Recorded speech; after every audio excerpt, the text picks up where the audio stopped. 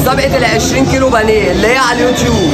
في ناس بتقول لي طب انا اسم الاكونت على التيك توك غير اليوتيوب. لا يا جماعه، الفايز الاول بختار انا كده.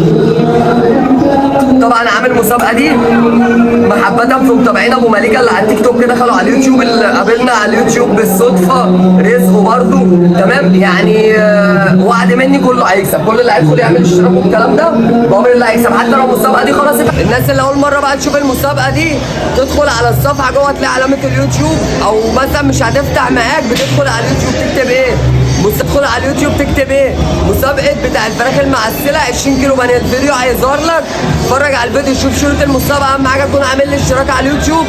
كده لسه فاضل 19.